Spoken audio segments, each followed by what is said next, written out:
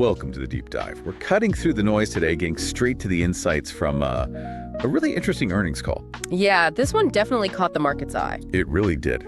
More than just the numbers, it feels like it hints at a company maybe defying some broader trends. Absolutely. So the big question we're tackling is, how did they pull off this stellar quarter, and what does it signal for their future and maybe for the whole pet health sector? Exactly. This wasn't just checking boxes. The details here, they paint a really compelling picture. Strong gains, smart strategy, and the market reaction. It tells you investors are rethinking things. Okay, so let's jump right in. The headlines. What were the numbers that got everyone buzzing? What immediately stood out? Well, the top line figures were undeniably strong. Let's start with GAAP earnings per share. That's the standard accounting method. Right. Came in at $3.63. Consensus estimate was only $3.30. So a significant beat there. Okay, $3.63 versus $3.30 expected. And then if you look at the adjusted non-GAAP number, which, often gives a clearer view of the core operations. Scoops out some of the noise. Exactly. That came in at $3.50, also comfortably beating that same $3.30 consensus. So strong on both counts. GAAP and non-GAAP. Yeah, that really speaks to the sort of quality of the earnings this quarter. And revenue. I heard that was pretty compelling, too. It was. Revenue hit $1.109 billion. The consensus was looking for $1.07 billion. Okay, another beat. What does that mean year over year? That's an 11% increase year over year. Pretty impressive. 11%. Wow. But, it's not just the top line. They also expanded margins significantly. Gross margin went up to 62.6%. 62.6, okay. And operating margin jumped quite remarkably to 33.6%. So they're not just growing, they're growing more profitably. That's exactly it, growing efficiently. These figures together, they immediately signaled a really strong quarter, set a very positive tone for the whole call. All right, so those are the headline numbers, impressive stuff. Let's peel back the layers now. What was really driving this? What were the strategic pieces? What's really fascinating, I think, is their clear, relentless focus on innovation. And how that's translating directly into results. Okay. Management specifically called out the very successful rollout of inVue DX. Right. Heard about that. And the accelerating adoption of cancer DX. These aren't just, incremental product updates. They directly led to record instrument placements. Record placements. And that's important because it's the classic razor and blade model, right? You place the instrument, the razor. And then you sell the consumables, the blades over and over. Precisely. It lays the groundwork for that high margin, very sticky, recurring revenue. It's predictable. That makes sense. That resilience. And speaking of resilience, this might be the most interesting part. They raised their full year 2025 outlook significantly. They did. Revenue guidance now $4.285 billion to $4.28 billion. Okay. And EPS projected between $12.40 and $12.76. That's a noticeable bump, especially the midpoint for both. What gives them that confidence? I mean, lots of companies are being cautious right now. That's a great question. How are they doing this despite, macroeconomic headwinds? The call pointed to a few things. Like what? First, sustained international growth in their companion animal group, their CAG business. Specifically, 15% recurring growth internationally. 15%. That's strong. Shows that global demand. Second, they're showing real pricing power, even with maybe some softness in overall vet visits. Which we've heard about across the industry. Right. But their revenue growth is outpacing clinic visit trends. It suggests that even if visits are slightly down, the spending per visit on diagnostics, their core area, is up. So vets are leaning more on their advanced diagnostics. Makes sense. It suggests their offerings are seen as essential, not just discretionary. Okay, let's dig into those innovations you mentioned. The inVue DX placements were a standout. What's the story there? Yeah, the inVue DX is, it seems to be a real game changer. Rapid AI-powered insights right there in the clinic.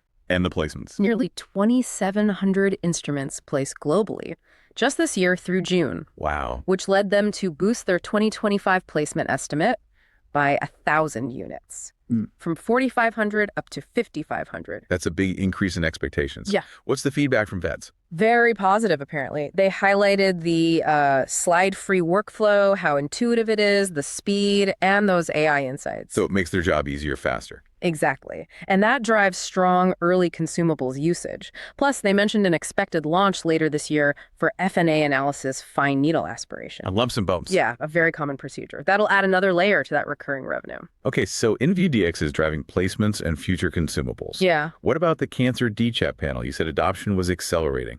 Yes, that one's gaining significant traction. It launched in North America, late March? Sounds right. And it addresses a huge need, early detection of canine lymphoma. It's cost-effective, highly sensitive. And vets are using it. Over 2,500 practices have ordered it already. And interestingly, about 15% of the sample submissions, they're coming from competitive labs. Oh, so they're actually taking share. Seems like it. And the international rollout is planned for 2026. That really unlocks a huge global opportunity in pet oncology, a rapidly growing area. And it doesn't stop there, right? They're adding to existing platforms, too. That's right. They just launched Catalyst Cortisol in North America. Apparently, this was the single most requested test edition from their Catalyst customers. So responding directly to customer demand. Exactly. Point-of-care diagnosis for adrenal conditions, much faster than sending samples out. And their Catalyst pancreatic lipase test, still doing very well. Adopted by over 40% of their global Catalyst base already. So constantly adding value to those platforms vets already have. Deepening that integration, yeah. Okay, beyond the hardware and the tests themselves, there's also the software side. Maybe less visible, but sounds like a key part of the strategy. Absolutely. This is where you see the whole platform approach coming together. Their software ecosystem, things like EasyVet and Neo, these cloud platforms, showed strong double-digit growth in the installed base, especially with multi-location practices. Okay, so practices are adopting the management tools too. Right. And these aren't just, basic tools. They help streamline operations, manage communications, run the business better, and even their pet owner app, Bello. What about it? Impressive double-digit sequential growth in active users. It shows how these digital tools connect vets and pet owners, driving better engagement and ultimately better care. So it really is an ecosystem. Hardware, tests, software, all working together. Now let's talk operations. Those margin gains you mentioned earlier were pretty striking. How'd they achieve that? Yeah, they were specific about that. It wasn't just one thing. It was a combination. Better lab productivity, operational improvements across the board, and really disciplined cost control. So fundamental efficiency gains. Exactly. Making every dollar of revenue work harder. That really drove that operating margin jump. And also worth mentioning, their capital deployment. Share buybacks. Yeah, $329 million used for share repurchases just in Q2. Reduced the diluted share count by 2.7% year over year. Which signals confidence in their own stock price. Right. Management thinks it's undervalued. Plus, it returns capital to shareholders and boosts EPS. Okay, so bringing it all together, what does this mean for you, the listener, maybe thinking about this company or the sector? This wasn't just a beat, was it? No, absolutely not. It felt like a strong reaffirmation of a really compelling growth story. And the market reaction, well, it tells you everything. The stock surge, you mean? Yeah, spiking over 22% within 30 minutes of the call, closing up nearly 28% on the day. That's not just a reaction to a good quarter. That's a re-rating. That's a fundamental re-rating of the company's valuation. Investors are clearly pricing in a much faster growth trajectory now. And you look at the performance over time. Shares up, around 92% since early April? Incredible run.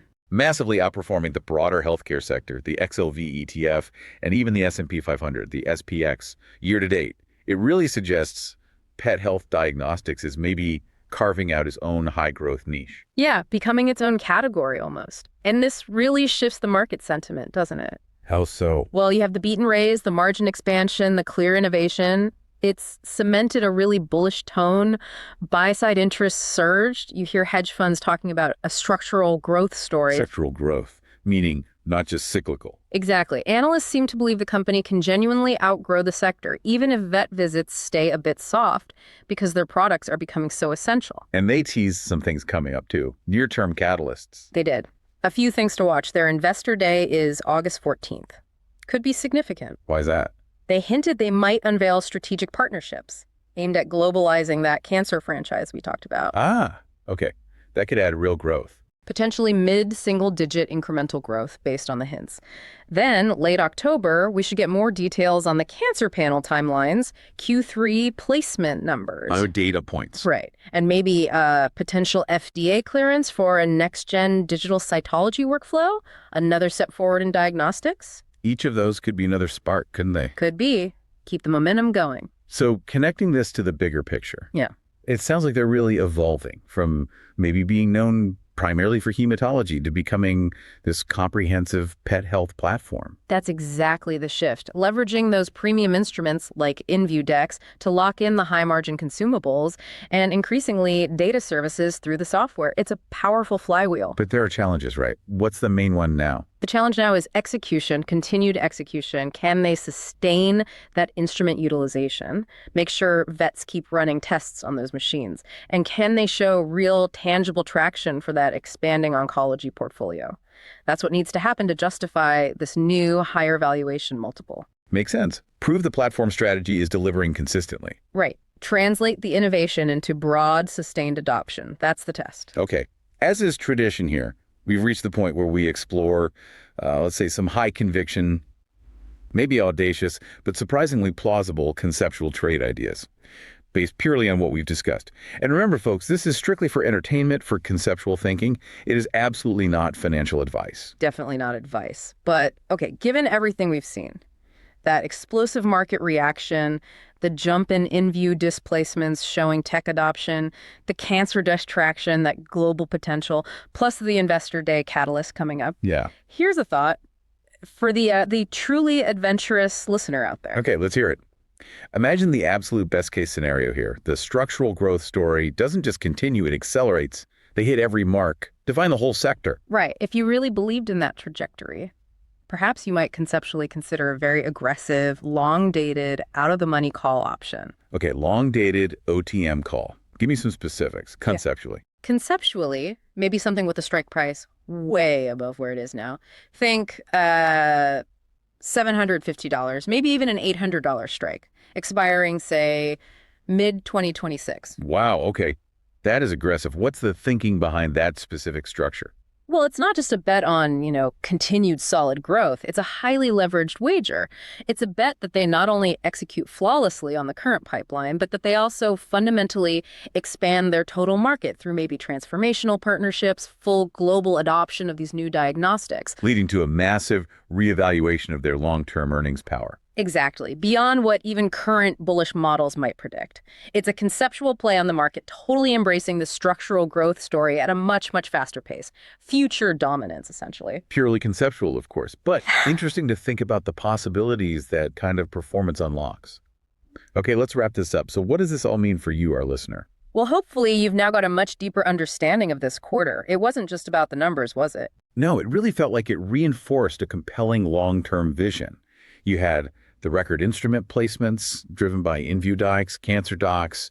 You had the margin expansion, the raised outlook. All while navigating, some tricky macroeconomic pressures.